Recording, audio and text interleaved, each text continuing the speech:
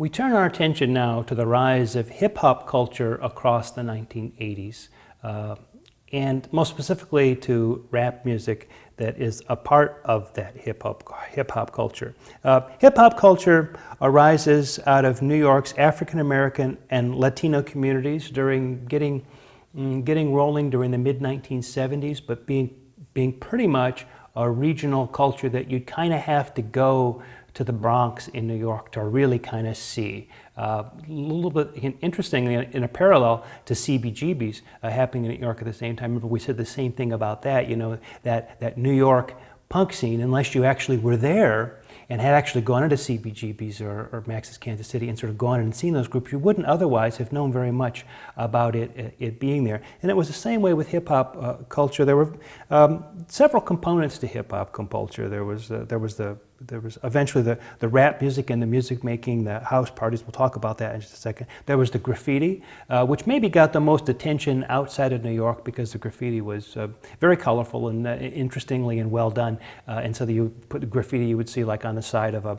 one of the New York the cars in the New York subway trains, you know. And kids would sneak into the train yard overnight and they would put their name in their own sort of distinctive style, painted onto the side of the train, and when the train would come out in the morning and travel around the city, you would see that there all day. And of course then the train company guys would go and, you know, paint back over it, and the kids would sneak back in and do it again and again. Over and over it went. This graffiti, although of course certainly it was illegal to do, became part of the culture and a kind of an expression. Breakdancing was also a part of it, and an approach to fashion and to dress became distinctively hip-hop. So when we talk about rap, we're really talking about the music that comes out of this hip-hop culture. And early rap, it turns out, really arises from neighborhood parties. And you know, when we were talking about music in the 1970s, we talked about the contributions of Jamaica and reggae music. And at that time, I was telling you that reggae music came out of a tradition in Jamaica that sort of started with the Sound System Men and various kinds of things that went on in Jamaica, and then eventually sort of morphed into reggae, and then we talked about Eric Clapton and Bob Marley and all that. Well, another way that the same tradition makes its way into American and rock history generally is through this Sound System Man thing, which moved literally in the person of DJ Kool Herc, moved from Jamaica to the United States. In fact, Herc was only about 12 years old when his family moved from Jamaica to the Bronx. But he'd been to these Jamaican parties where a DJ would come along, you know, with a truck that had speakers and sound system and turntable and all that kind of thing, would play these records. And, you know, like anybody does at a party when they're trying to get the party going, you get on the microphone and you talk and you encourage the people. You know, you got your hip things that you say to kind of, you know, get things going, you know, and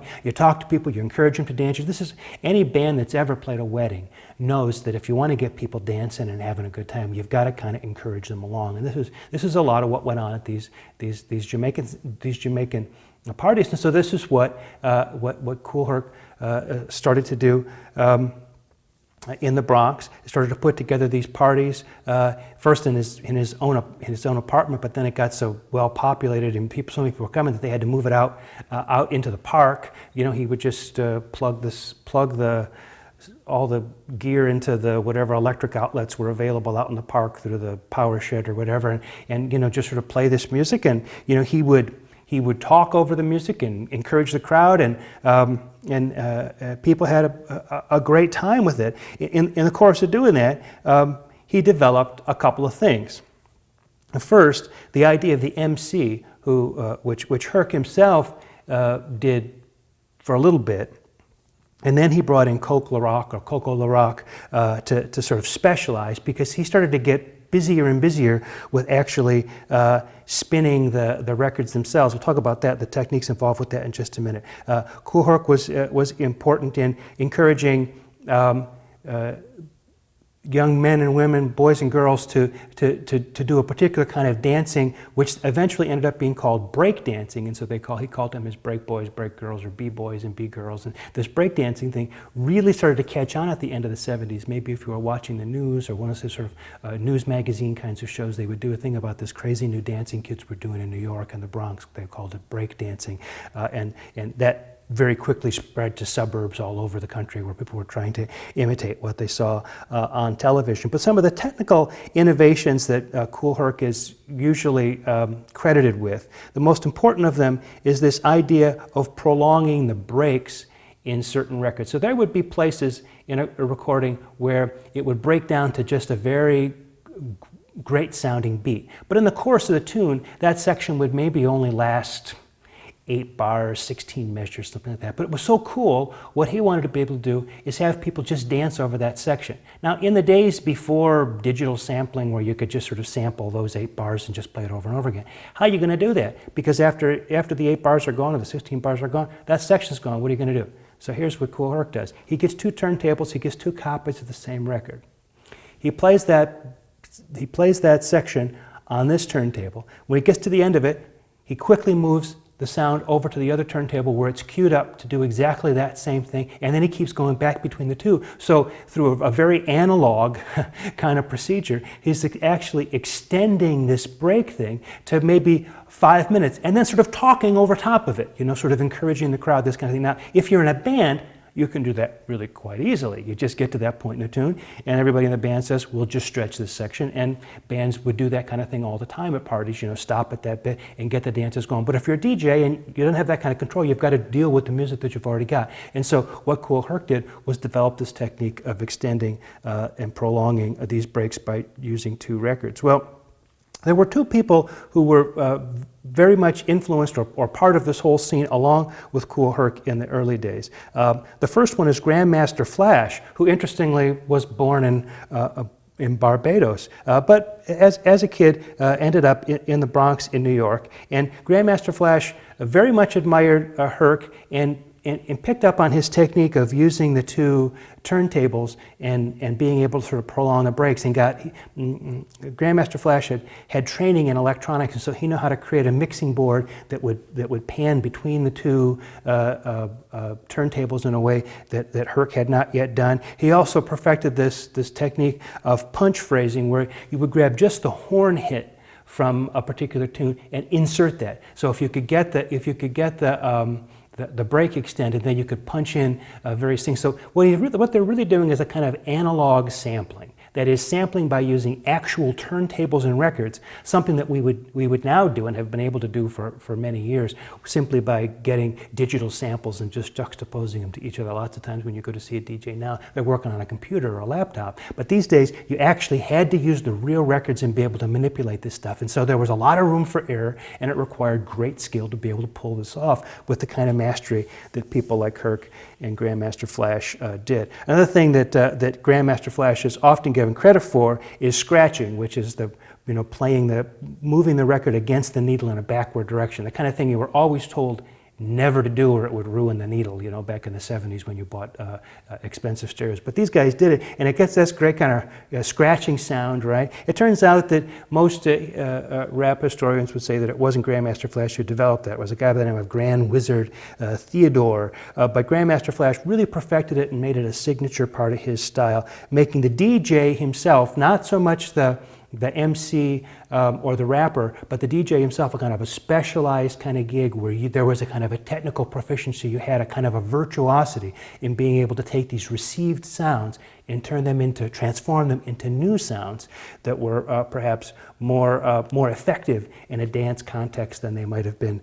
otherwise. But all of this coming out of a party none of this at first was recorded. It was all done real, live, and in real time. The only way you could know about it was to go to one of these events. There were no rap records in the not until really to the late 1970s you get the first rap recordings. It was really thought of as a kind of a live thing that you really had to be there to see it happening. A third person that's involved in this situation is a guy by the name of Afrika Bambaataa, who was in fact born in the Bronx, unlike the other 2 guys. He had been a former gang leader, but his idea was to try to use hip-hop culture and rap music as a way of bringing youth together to get them out of gang-related activities and violence and get them involved in something, much more wholesome, the way like in some communities, communities will do with midnight basketball. It's something to get kids involved in something that's a little bit more wholesome, to give them something to do, to give them a way to kind of you spend that energy that you have when you're a teenager and not do it in a way that's going to get them into any kind of trouble. So he establishes a group called the Universal Zulu Nation, where he uses rap as a way of reforming youth. And Bambaataa is often credited with inventing the term hip-hop. This is sort of like Alan Freed in rock and roll. Although hip-hop had been in the vernacular, Bambaataa sort of put his trademark on the idea of hip-hop as a description of this entire culture. So now we talk for a minute about how it is this, what was essentially a live thing happening at parties and this kind of thing in the Bronx, turns into something on recording. Because in the early days, all of this stuff, nobody ever thought that there could be a rap record, because the whole idea of doing this was to really take records that were already recorded and create something new in a live context. But it so happens that a woman by the name of Sylvia Robinson was attending a party in Harlem, and she heard some kids singing or chanting verses over a song by Chic, Good Times, which had been a sort of a disco hit earlier for Chic. And they were just playing the record and in rhythm sort of chanting these lyrics over top of it that they'd made up. And she thought it was actually kind of catchy. And so from the point of view of somebody who had experience in the music business, Sylvia Robinson had been part of the duo Mickey and Sylvia. In 1958, they had a number 11 hit with Love is Strange. If you've never heard Mickey and Sylvia's Love is Strange, you need to find it and listen to it. It's an interesting piece of music. It was a number 1 R&B hit. Mickey and Sylvia were kind of not exactly an imitation of Les Paul and Mary Ford, but they were very much influenced by the success of Les Paul and Mary Ford. She came back in 1973 with a number 3 hit called Pillow Talk. So she'd been involved in the business, and so she decided that she would use her music business knowledge and understanding and connections to bring together a record, almost a novelty record, where they would do this. These kids would get some musicians to do this rapping over Chic's Good Times. So I'm not quite sure whether they used the original rhythm tracks to the Chic record. I think they re-recorded rhythm tracks just like the ones that are on the Chic record, and then had this rapping go on over top of it. She called the group the Sugar Hill Gang, and the name of the tune, released in 1979, was Rapper's Delight, kind of a novelty record. The first real rap record on record was a number 4 R&B hit, number 36 on the pop charts, and it really showed that you could translate, at least in some ways, or at least for one song, this rap experience into a record that could then be sold and you didn't have to actually be at the party. Following up on that, on Mercury Records, we get Curtis Blow in 1980 with The Breaks Part 1, a number 4 R&B hit.